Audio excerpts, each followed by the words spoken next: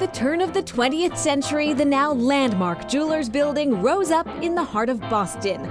For more than 100 years, jewelry and watch businesses have thrived here. It was in 1933 when Joseph Gann, a determined watch repairman, decided to start a business here. He ultimately expanded to jewelry. I came in officially when I got out of the Army. At that time, I started the China department, because he wouldn't let me go near the diamonds. Herbert Gann graduated to the sparkling inventory when he took over Joseph Gann Jewelers from his father. We do a lot of design work, remodeling work, and that's where the next generation comes in. His son's then doing the same. We know what looks good, what's going to work, what's not going to work. Matt and Josh Gann say a portion of their business is reworking pieces gifted by loved ones. We took the diamonds out of the wedding band and made a bracelet. This is all done by hand. It's a process. And usually we start with, what are you going to wear the most? Is it a ring? Is it a necklace? One longtime customer had several items she wanted to make into one. She had a pair of princess cut diamond studs that she no longer wore. She had her old engagement ring, which had an emerald cut stone. And then she had her late husband's diamond ring. And this is the finished product. Sometimes people come in with old jewelry and just want us to fix it up to make it wearable for the next 75 years. So you definitely need to have a very skilled craftsman doing the actual work. The skill required for that work is found just downstairs. Ara Balulian was taught jewelry making at a young age in Damascus, Syria. I was 14 years old. Let's go to jewelry business, and then I really loved it, and I keep working on it. This delicate, fine craftsmanship begins on a computer. Remember this ring? This ended up being the ring that we made. So get a shot of what it looks like. So these stones are held in a bezel. The ring from here gets transferred to a 3D printer, and then we get it back from a caster in whatever metal that we wanted to get it cast in. Creating the perfect piece. Everyone who is part of this process takes that personally. If it's not perfect, it doesn't go from here.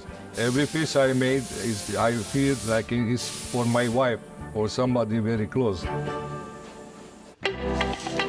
Taking the closest care of her craft, Pauline Curtis is also deft with details. I signed up for my first art class when I was 4. I said I wanted to be an artist when I grew up. A graduate of Rhode Island School of Design, she studied pattern and colorways. I have a lot of patience and really can get excited and obsessed with, the fine details of things. But then, sometimes I lose patience and want to just let loose.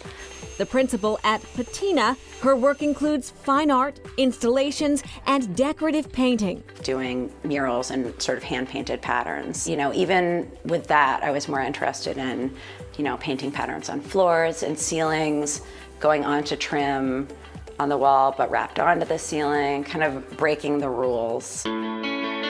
Her art is imbued with that rebellious sensibility. So I want to bring a little silver in here, so I'm just spraying through that. This massive mirrored piece now hangs in an entryway. Upstairs, she bedecked the hallways with unexpected materials. Pairing roofing nails with mapping pins and pearl stick pins and shell casings.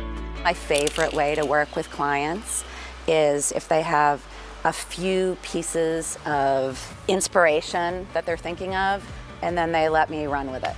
Her range of special skills reflected in the many spaces she has spectacularly transformed. Wow, her work is beautiful, and Pauline's company again is named Patina, and she also does event design as well. And back to Gann Jewelers, they say that reworking jewelry is really sort of a case-by-case project. Once you remove the precious stones, the metal itself can be melted down and purified and reused. So the new jewelry is actually always recycled. So it's good for the environment as well. That's exactly what I was going to say. Up next, a pick-me-up at your fingertips.